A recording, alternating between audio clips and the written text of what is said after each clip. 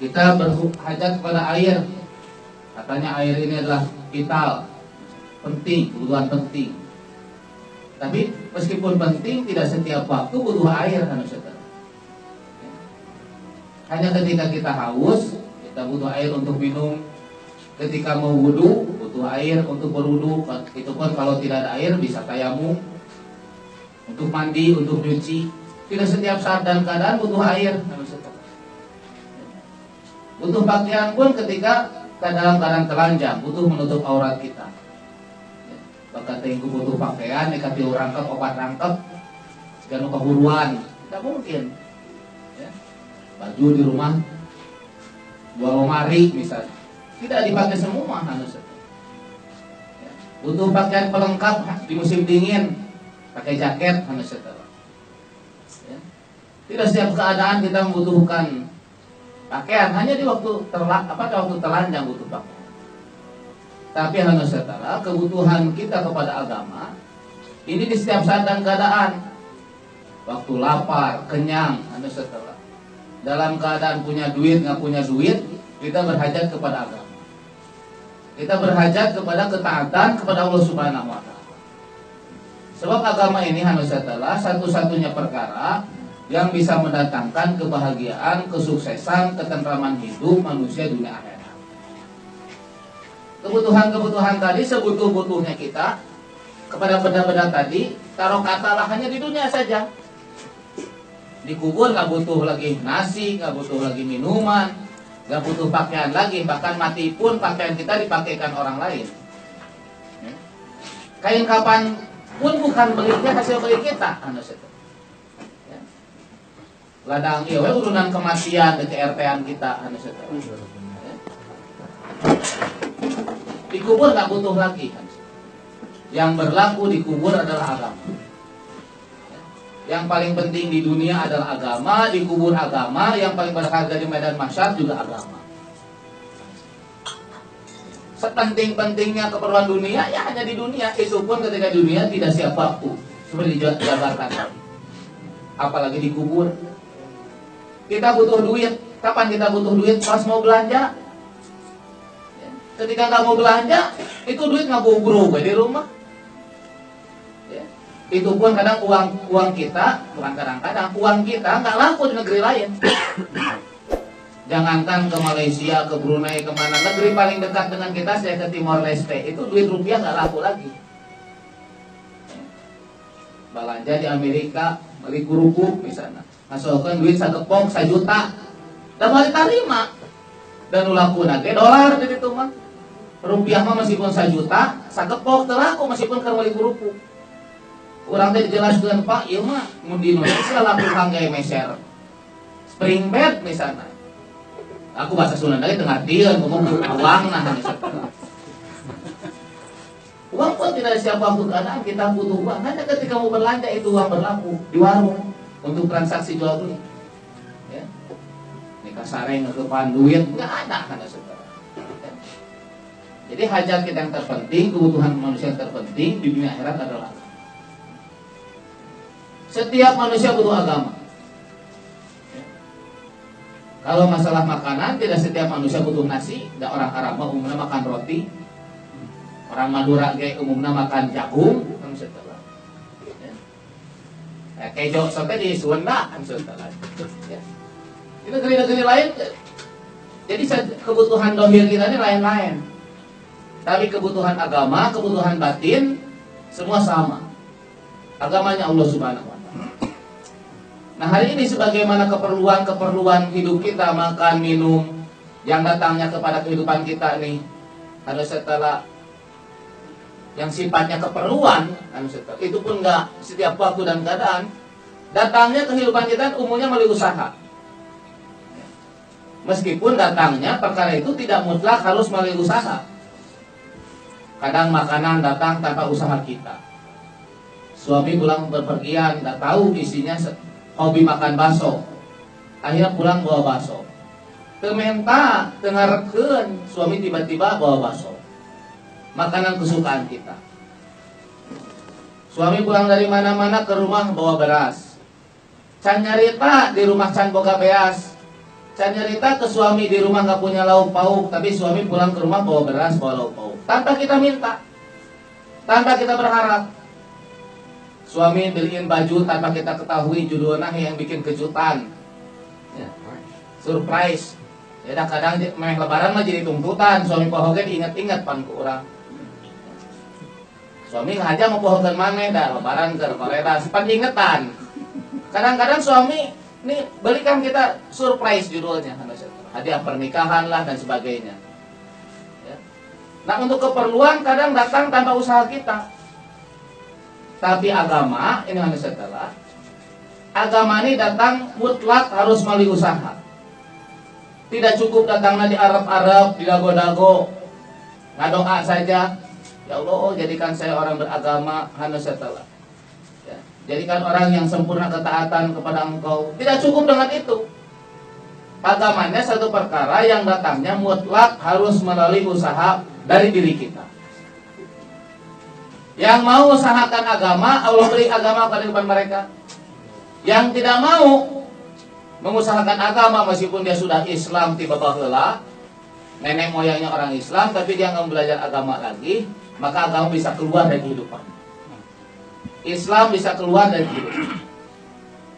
Nah maka setelah alhamdulillah kita bersyukur kehadirat Allah Subhanahu Wa Taala, kita telah dikenalkan oleh Allah dengan usaha Anbiya alaihi wassalatu wassalam, dengan usaha Rasulullah SAW, usaha untuk mendatangkan agama dalam kehidupan kita, yang lebih dikenal dengan usaha buruj, amal dakwah, tabligh, ini amalan yang diajarkan Nabi SAW kepada para sahabat sebagai sarana untuk mendatangkan agama dalam kehidupan kita. Maksudnya adalah agama sempurna. Usaha ini satu-satunya jalan menuju pada kesempurnaan agama. Kita menyeberang ke satu kampung, jalan satu-satunya menghubungkan kampung kita dan kampung tetangga adalah jembatan ini misalnya. Kita nggak bisa melalui jalan lain, hanya satu jembatan menghubungkan kampung kita dengan kampung yang lain. Nah usaha dakwah ini ibarat jembatannya. Kampung tujuan kita adalah sempurna agama. Maksud tujuan kita adalah sempurna agama. Wala tamutunna illa wa antum muslimun. Allah perintahkan pada kita, jangan kamu mati kecuali mati dalam keadaan sebagai seorang muslim, sebagai seorang yang berserah diri sempurna kepada Allah, sebagai seorang yang sempurna agama, sempurna iman, sempurna amal, sempurna akhlak dan kehidupan. Dakwah ini satu-satunya jalan menuju jalan ke sana. Dakwah itu sendiri bukan maksud, tapi satu-satunya jalan untuk mencapai maksud, itu kesempurnaan agama. Ini kerja dakwah. Dan ini hanya setelah, sekali lagi hanya setelah hajat setiap diri kita, keperluan kita. Sebagaimana kita butuh agama, kita pun butuh usaha yang menjadi asbab datangnya agama kepada diri kita. Dalam satu keluarga, kalau untuk urusan keperluan makan, minum, rumah dan sebagainya, tidak setiap ahli keluarga itu harus usaha bergerak cari nafkah. Anak-anak kita yang kecil belanya lalapir misalnya di jalan, naudzubillah. Ya. Cukup satu orang kepala rumah tangga yang cari duit, hasilnya dinikmati oleh semua ahli keluarga. Cukup. Tapi kalau untuk agama, bukan hanya satu orang di ahli keluarga itu yang belajar agama, cuman bapaknya saja misalnya, atau ibunya saja yang getol. Ya, atau anaknya yang dikirim ke PAUD belajar agama, belajar ngaji, ini bapaknya henteu. Maka agamanya akan datang kepada yang mau usaha saja. Anak kecil dikirim ngaji, maka anak-anak kecil ada kekuatan mengamalkan sholat berjamaah, misalnya anak laki-laki, anak perempuannya pakai kerudung. Kita berhubung indung bapak nama terdiajar agama, kekuatan pakai kerudung, oke.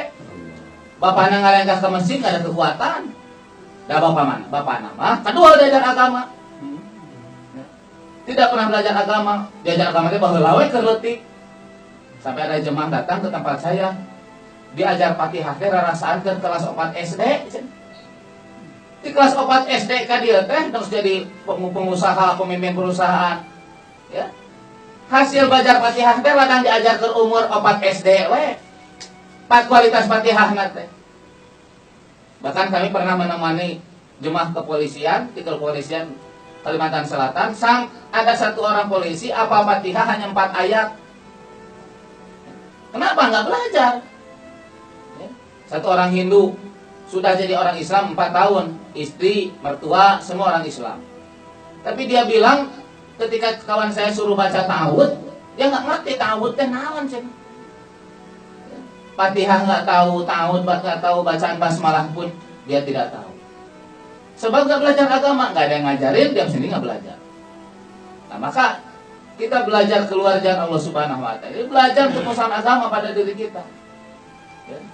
Kalau untuk dunia sekarang kita memahami ya meskipun dikatakan tadi cukup satu orang ya untuk usaha keduniaan kita cukup. Tapi kadang-kadang menuntut kita untuk sama-sama bergerak untuk cari dunia.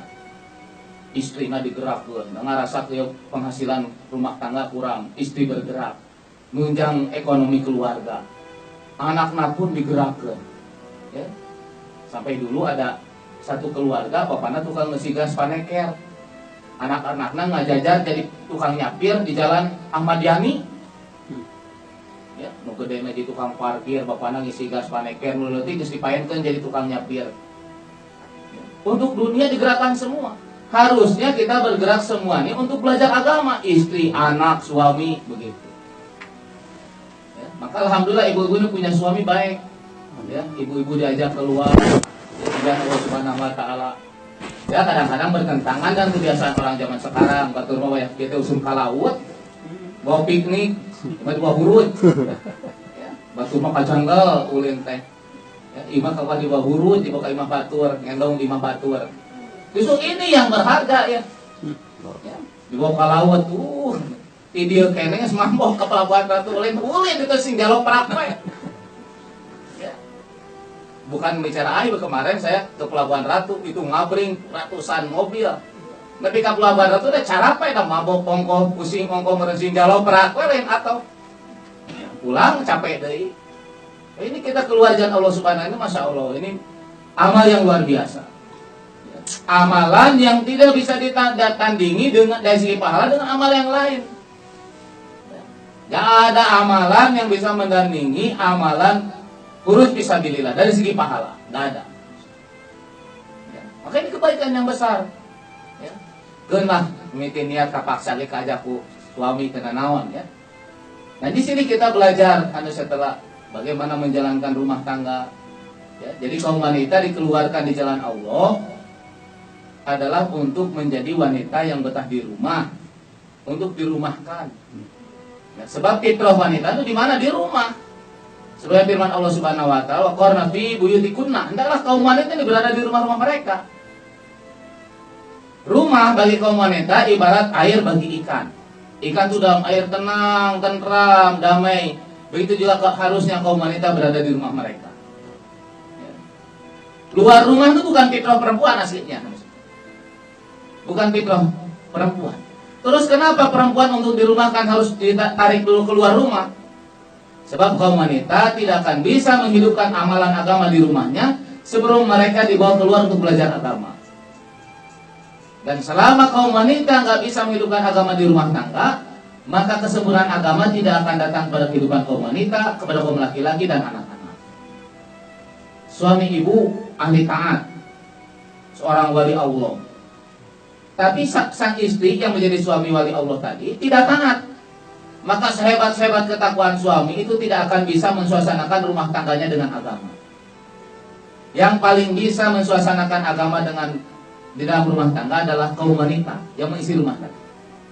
Maka kalau wanita memahami agama, memahami nilai agama, setelah dia ada usaha atas agama dalam kehidupannya, maka rumah ini akan jadi benteng bagi keluarga tadi. Mencegah ahli keluarga tadi untuk tidak bermaksiat kepada Allah. Untuk bermaksiat kepada Allah. Dijaga rumah jadi benteng. Jadi perisai. Baiti junnati, rumahku ada perisaiku. Perisai dari apa? Perisai daripada maksiat.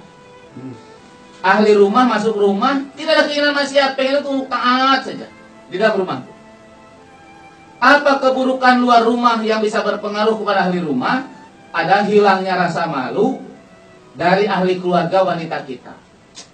Allah cabut rasa malu dari wanita jadi keluarga kita. Ini pengaruh luar rumah yang masuk ke rumah kita. Maka harus dibentengi ini. Apa bentengnya? Usaha agama. Malu ini adalah kehormatan, mahkota kemuliaan kaum wanita. Kalau seorang wanita nggak punya rasa malu, ini seperti sudah tidak punya mahkota kemuliaan. Nggak mulia lagi wanita. Kalau sudah hilang rasa malu. Maka ini harus dikerjakan, harus diusahakan. Rumah kita dihidupkan suasana agama. Bapak-bapak pulang dari Huruj, keluar jalan Allah Subhanahu wa taala supaya jadi laki-laki yang memakmurkan masjid. Betah di masjid, ibu-ibu dikeluarkan 3 hari, 10 hari, 2 bulan untuk supaya betah di rumah. Ngapain supaya betah di rumah ini? Untuk apa betah di rumahnya? Betah di rumah untuk melaksanakan ketaatan kepada Allah. Maka bagaimana suasana agama hidup di rumah kita? Maka hidupkan suasana dakwah. Ada saling nasihat mewasiati, saling wasiat mewasiati, nasihat menasihati, ingat mengingatkan dalam perkara agama dengan seluruh anggota keluarga.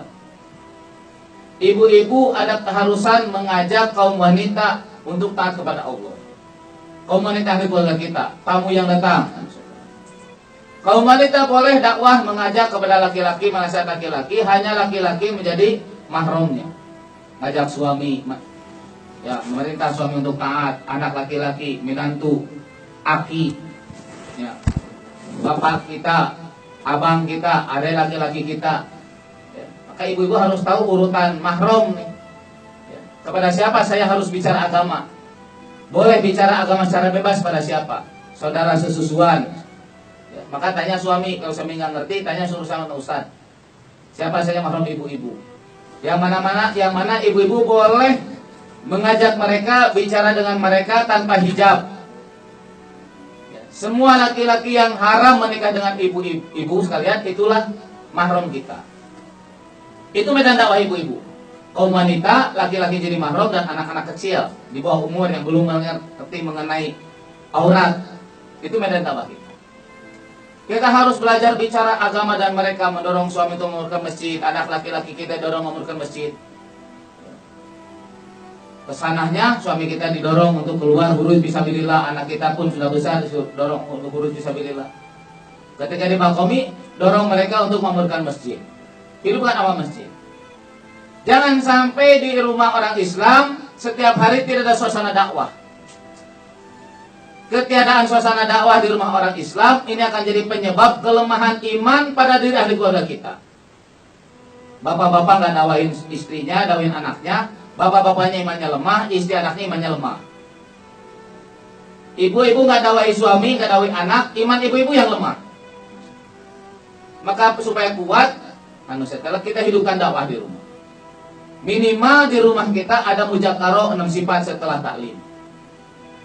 Di luar itu lebih bagus lagi dalam obrolan kita ada nasihat-nasihat agama masuk.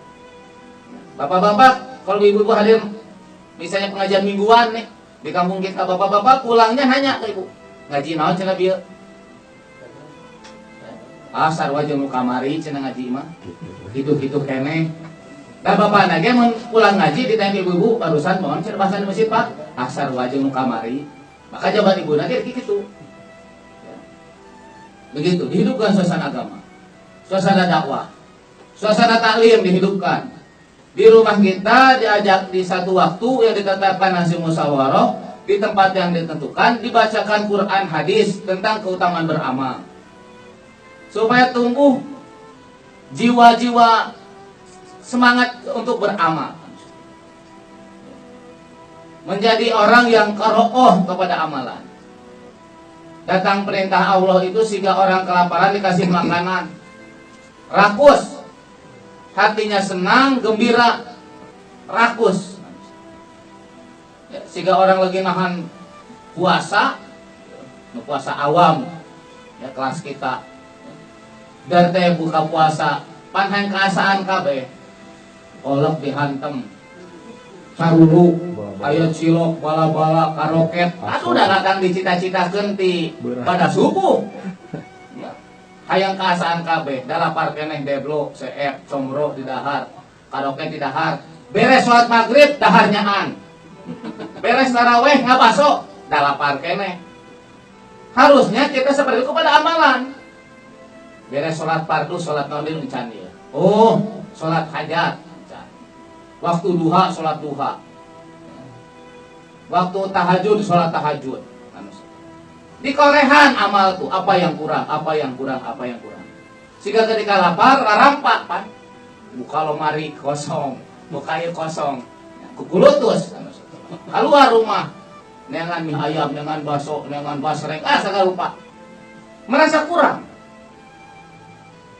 Kenapa kita kepada amal tidak seperti itu? Sebab di rumah nggak ada taklim. Kita kurang mengenal nilai-nilai amalan.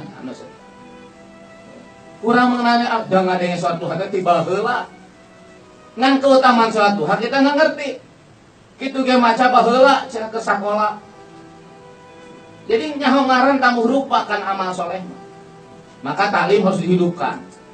Bahkan di rumahnya hidupkan taklim dengan 5 amal. Ada halaqah tajwid, perbaikan bacaan Al-Qur'an ahli keluarga. Dipimpin oleh suami kalau suami kita yang pinter, dipimpin oleh seorang ibu kalau ibunya yang pinter. Anaknya pinter, jago baca Quran, bacanya bagus. Ibu bapaknya belajar sama sang anak. Anak yang meneruskan bacaan Fatihah kita, anak yang meneruskan bacaan Al-Ikhlas kita, Al-Falaq yang biasa dibaca sholat dalam sholat. Halaqah tajwid, kemudian talim kitabi bergantian, fadilah amal dan muntah hadis bergantian setiap hari. Ada mujakarah mengenai sifat-sifat sahabat. Sifat sahabat mengenai iman mereka, sholat mereka, ilmu mereka, zikir mereka, akhlak mereka, keikhlasan mereka, semangat mereka dalam perjuangan agama. Supaya tumbuh dalam diri kita pun sifat-sifat yang Allah Subhanahu wa taala ridhoi. Tolak ukurnya adalah Nabi dan para sahabat. Terus di rumah kita ada taskil untuk mengajak ahli keluarga kita untuk khuruj fisabilillah. Dan ada musyawarah. Musyawarahkan petugas-petugas. Ada talim di rumah. Ibu-ibu menjaga sholat tepat waktu di rumah. Menjaga sholat rawatibnya yang 12 rakaat. Ya. Sholat sunat yang digandengkan dengan sholat-sholat fardu itu, rawatib. Harus tahu yang mana yang muakkadah, ghair muakkadah, harus tahu. Sholat witir, isyraq, duha, tahajud, harus tahu. Awabin dijaga. Sholat sunat diperbanyak untuk meningkatkan kualitas sholat fardu kita. Sholat sunat diperbanyak untuk meningkatkan kualitas sholat fardu kita. Sebab tuntutannya sholat duhur, sholat asar kita yang akan datang ini, dari segi kualitas harus lebih baik daripada sholat duhur kita. Sholat duhur kita yang besok hari harus lebih baik daripada sholat duhur kita yang sekarang. Dari segi kualitasnya. Di rokaatnya mah nggak usah ditambah. Beda tadi duhur 4, enak asarna 5. Nggak usah, kualitasnya harus ditambah. Baca Quran dihidupkan di dalam rumah. Ya, 1 juz setiap hari. Nggak mampu, berapa mampunya? Setengah juz silahkan. Tapi jangan sampai tidak baca Quran. Bahkan dalam surat dijelaskan, barang siapa menghatamkan Al-Quran lebih daripada 40 hari, sesungguhnya dia telah berlambat-lambat.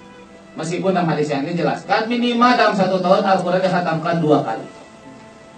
Tapi yang 40 hari menghatamkan 1 juz Al-Quran telah berlambat-lambat. Yang paling diatur 1 hari 1 juz.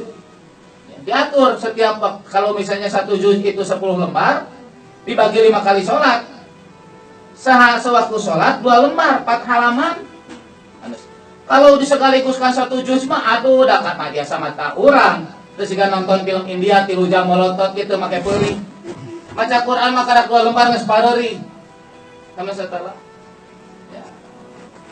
Diatur 4 halaman waktu subuh, 4 halaman waktu duhur, 4 halaman asar, maghrib, isya, beres. Khatam 1 juz tiap bulan khatam Quran. Dia mah dah ngahatamkeun aja Ramadan, ke Ramadan mah teu khatam Quran, harap ngawudu. Anu setelah bagus atau oke, tapi seharusnya tiap bulan ada khatam Quran di rumah kita. Kitu ge dirempuk, ge khatam Quran bulan Ramadan marempugan. 4 orang, 10 orang anu setelah. Bagus eta oke. Ya. Nah, ini diganda ku sorangan, kami 10 anu ku sorangan diganda. Zikir pagi petang, tasbihat, sholawat, istighfar 100 itu. Pada asar, pada subuh. Ya. Kalau sekira pada asar ya atau pada subuh sok istiqomah, buru-buru nyapu, buru-buru ngepel sebelum subuh. Bahkan lebih bagus bacaan Al-Qur'an itu sebelum sholat subuh dibaca Al-Qur'an, pada tahajud sebelum subuh baca Al-Qur'an dengan melihat mushaf, itu bagus. Doa-doa masnun, makan minum, doa makan, doa minum, doa keluar WC, masuk WC, doa pakai baju, keluar ngelepas baju, doa tidur, bangun tidur, itu dipraktekkan, diamalkan. Doa ini dibaca di rumah kita jadi asbab datangnya pertolongan Allah dan keberkahan dalam kehidupan kita. Kalau nggak hafal, tanya anak kita yang sekolah agama, insya Allah dia tahu. Kadang sok ngaleseng sama sok ditawar, doa makan, minum, tidur. Ngan baru dah pada apal kerdilan lesengan hungkul dipraktekkan nama henteu. Ya. Nah, kita tanya sama mereka atau ibu-ibu pernah belajar di sini adab-adab harian dipraktekkan di rumah. Ya. Jangan sampai pas di mujakarohkeun deui teh, hari lapsen atau selami teu masturo. Pan ari makan minum mau enggak poek, teu masturo hungkul. Keluar masuk WC nama teu keluar masturo hungkul. Kadang waktu selami sih nggak keluar hurun sih abdi mah, ya cara mata hurun jatuh tedahar pakai cara naon, ya teori hungkul, ya dipraktekkan itu ada pada harian di rumah kita, ya kemudian kita belajar dalam rumah tangga kita menyempurnakan semua hal-hal sunnah yang berkaitan dengan rumah tangga kita. Rumah kita jangan sampai ada barang bentuk-bentuk patung-patung makhluk hidup, lukisan makhluk hidup. Foto-foto kita ke wisuda, foto ke nikah, foto disunatan anak, disunatan incu, itu jangan ada bagusnya. Bukan harus dibakar, simpenin album, sumput-sumputkan, ya. Sebab itu gambar-gambar foto makhluk hidup, patung, lambang-lambang orang-orang Yahudi, Nasrani itu akan menghalangi datangnya malaikat rahmat ke rumah kita. Malaikat maut mah datang. Malaikat maut mah, malaikat rahmatnya nggak datang. Bisi miara eta tembung mawat cenah supaya malaikat teu datang. Malaikat maut mah datang. Miara anjing jero imah malaikat asup. Malaikat maut mah anjingnya dicobot ke malaikat maut. Datang kamu ka urang. Itu rumah dihindarkan dari bentuk-bentuk begitu. Kalau pedah lonceng cenah teu pira cenah ieu mah lonceng bandua hadiah pernikahan si fulan. Gede, kecil, lonceng itu simbol-simbol Nasrani nggak boleh di rumah, nggak ada di rumah. Ya. Harus dijaga rumah kita dinetralisir. Ini mapan ayah gambar di snack makanan kecil anak-anak nih, na jaipong. Itu bilas agak 500 perakan ya gambar jaipong. Ayah di rumah kita kata kapicen runtah nak, itu jadi penyebab malaikat rahmat nggak masuk rumah kita. Allah. Popeye, Spiderman, di baju anak kita pun akan menghalangi datangnya malaikat rahmat ke rumah kita. Allah. Aya karkun, rumah karkun budakna lalaki make bajuna si Krishna. Krishna kan dewa orang Hindu. Dipakai pandak karkun 12 poe maskurot. Malaikat akan terhalang datang ke rumah kita, malaikat rahmat. Pengundang malaikat oge aya taklim, penghalang datang malaikat oge aya deui. Atuh teu datang-datang buat orang mah bingung, kok diondang gitu. Enggeus sekali datang diusir, kan gitu. Diondang ku taklim, diusirnya oleh gambar-gambar makhluk, patung-patung makhluk hidup di rumah kita. Kamu diondang, selawang pantau diusir tah indir. Ya. Nah, suasana malaikat ini akan membentuk suasana ketaatan pada ahli keluarga kita. Dihidupkan taklim. Syukur-syukur sampai 1,5 jam di rumah nih untuk orang-orang yang lama. Ya. Atau minimal lah hese-hese teuing mah tuh sabaraha lah kesiapanana sok tawar-menawar. 1/2 jam henteu, imah 5 menit ge henteu deh. Akhlak kepada keluarga, suami istri, ya. Jangan sampai ada saling menuntut.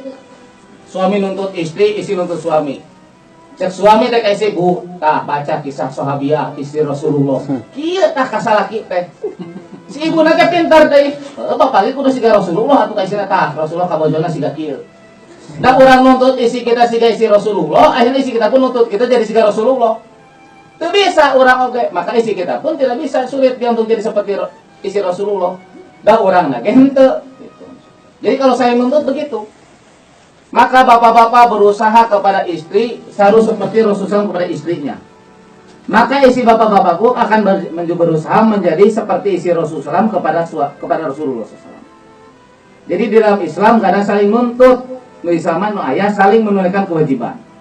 Sang suami berusaha menunaikan kewajibannya secara sempurna pada istri, sang istri pun harus berpikir berusaha menunaikan kewajibannya pada suami. Meskipun dalam hakikatnya lain, saya pernah di ruangan bapak-bapak, emailan bapak-bapak, seorang istri nggak bisa menunaikan kewajiban secara sempurna pada suami yang nggak bisa. Seorang suami, Nabi menggambarkan seorang suami yang badannya penuhi luka bernanah, dijilatin sampai habis tuh isian dibersihkan keku, diletakkan. Maka itu pun tidak bisa, tidak cukup untuk menunaikan kewajiban seorang istri kepada suami. Maka dalam hal ini harus saling memaklumi, harus saling memahami. Seperti dikatakan Mujakarah barusan di bapak-bapak, nggak ada yang sempurna. Suami nggak bisa menaikkan kewajiban secara sempurna, itu pun tidak. Maka dalam hal ini harus saling memaklumi.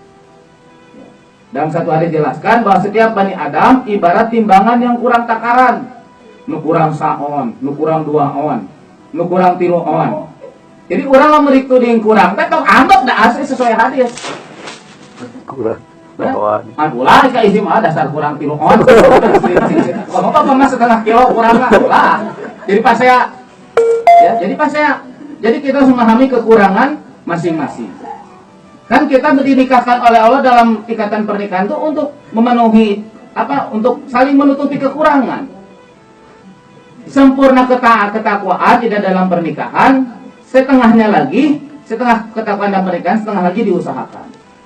Ya, tidak ada saling menuntut, tidak bisa. Berusaha saling memenuhi kewajiban. Ibu-ibu harus tahu kewajiban sebagai seorang istri, bapak-bapak pun harus tahu. Ya, dalam kitab Uqudul Jain itu dijelaskan mengenai kewajiban-kewajiban kaum wanita.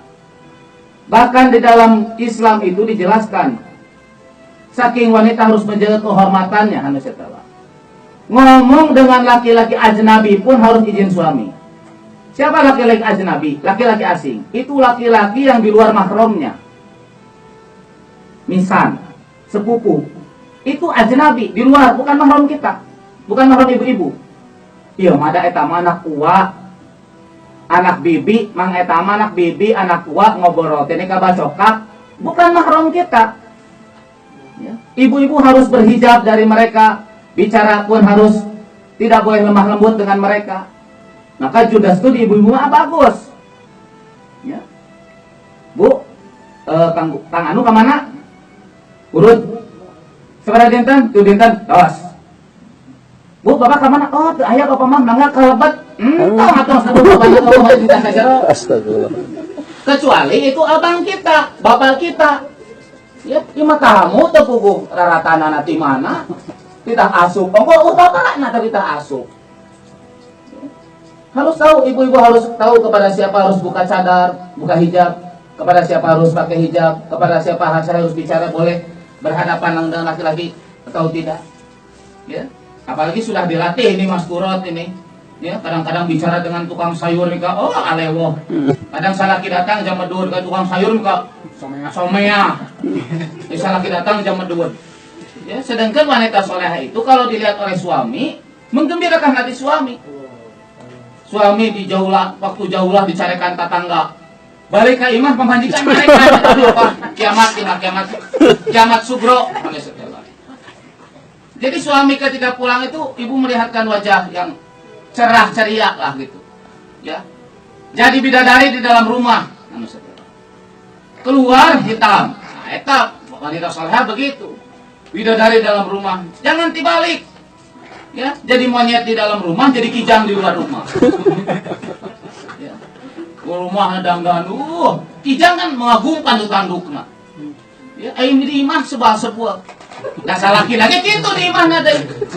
Maka di zaman Sayyidina Umar radhiyallahu anhu, seorang orang yang kurang guru dalam waktu lama tuh jangan pulang ke rumah dulu sebelum mencukur rambutnya, membersihkan pakaiannya, baru diizinkan pulang ke rumah.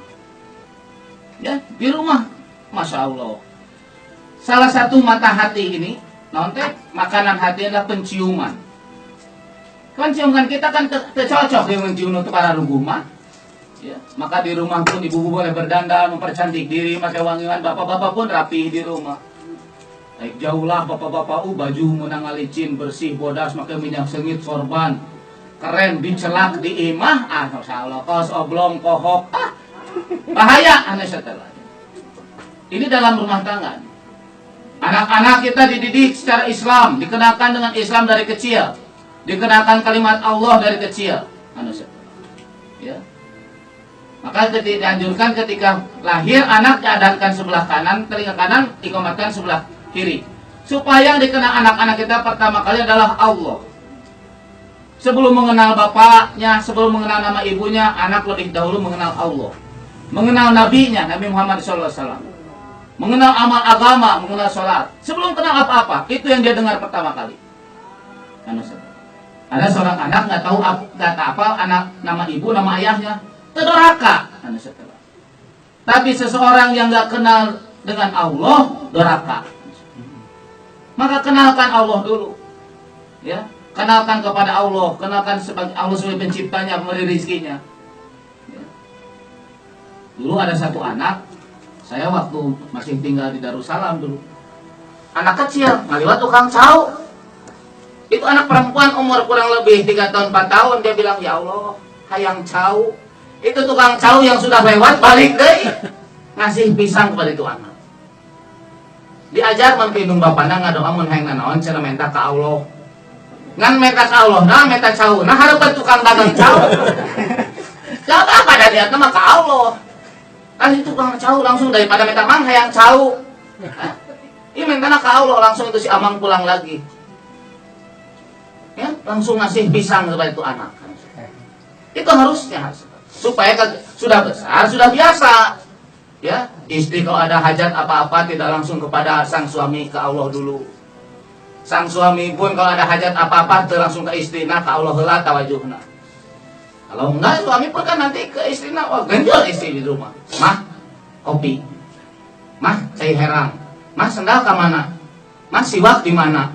Mah, pangnyandakeun kaos kaki bapak damel. Mah, pangnyiapkeun dasi terus we. Iya mah.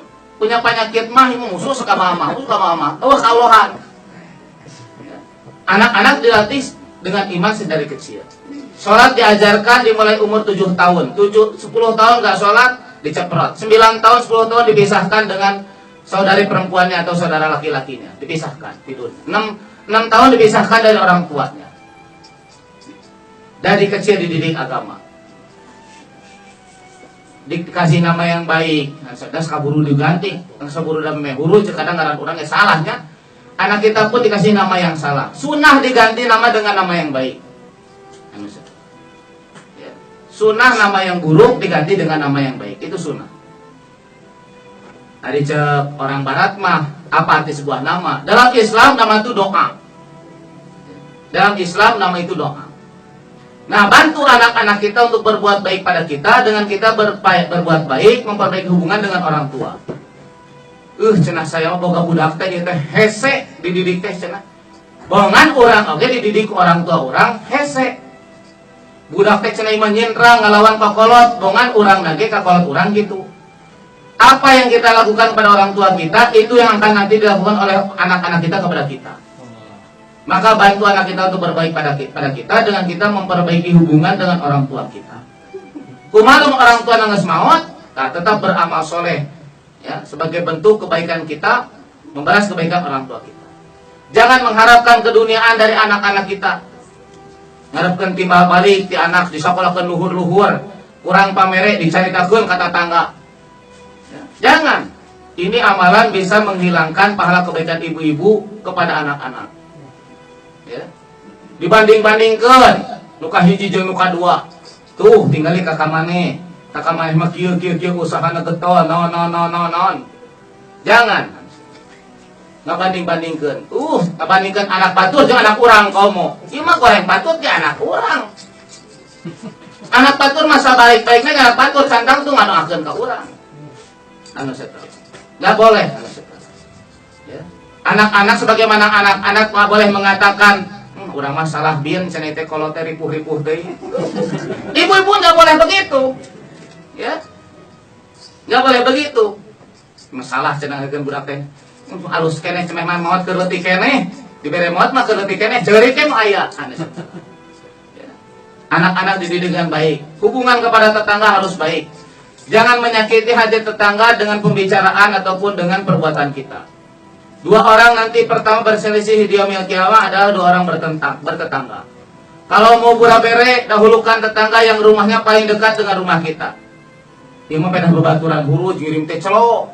Dia celok 10 imam 20 imam. Pedah itu baturan seburuj. Tetangga imamnya terseburuj, dia celok bura-bere teh. Jangan, anu setelah. Kebaikan pertama kita adalah kepada rumah orang tetangga yang rumahnya pintunya paling dekat rumah kita. Jangan sampai tetangga nih usum duren ngadongang seduren, licakang duren hadapan rumah. Duren amat keberangkasaan ti urang. Masak nu spesial, tak bagian bau nahung kual. Tak perangkasaan anu setelah. Ya. Beri tetangga. Bahkan anu setelah meskipun tetangga kita bukan orang Islam. Sahabat Nabi SAW mencit onta, maka beri tetangga saya yang Yahudi dengan takaran yang sama seperti diberikan kepada ahli keluarga saya. Ya. Ini kepada tetangga. Tetangga jauh adalah orang-orang Yahudi Nasrani, tetangga dekat adalah orang-orang Islam.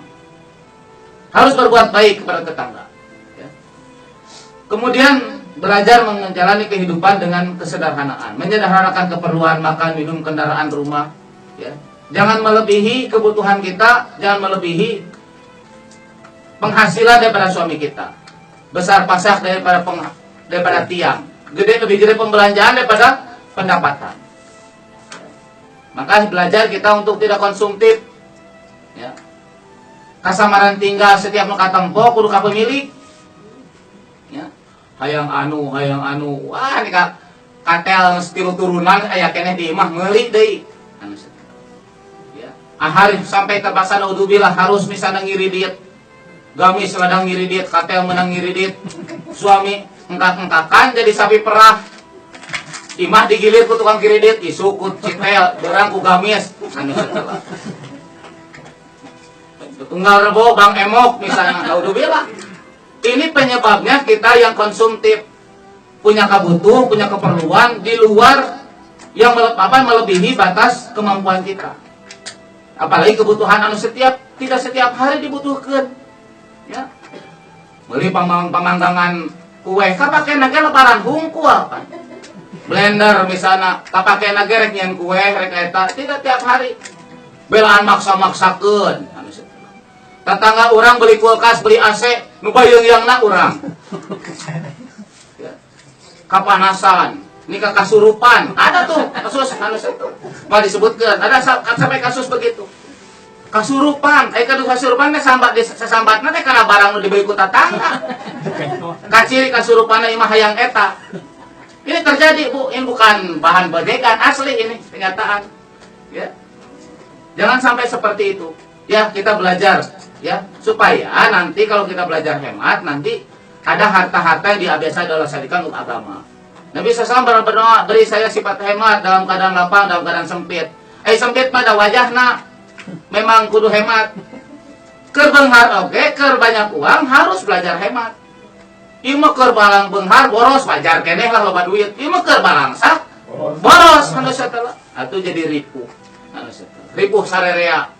Ya, hate kita harudang terus, panas terus, suami kerja 8 jam teu mahi. Tambah lagi jam kerja. Innaudzubillah. Ya, maka ibu-ibu sekalian, perkara yang kita hidupkan di rumah kita, kemudian ibu juga belajar setiap 3 bulan keluar 3 hari. Ya, yang sudah berkali-kali 3 hari, niat 10 hari. Ya, so tanggung jawab kita ini bukan hanya untuk diri sendiri. Ibu-ibu harus mengajak kaum wanita yang lain untuk mengamalkan agama di kehidupannya. Dan tanggung jawab kita ini seluruh alam. Ya, maka ibu pun harus berkeinginan mengajak wanita-wanita muslimah di seluruh alam untuk bagaimana dihidupkan agama di rumah-rumah mereka.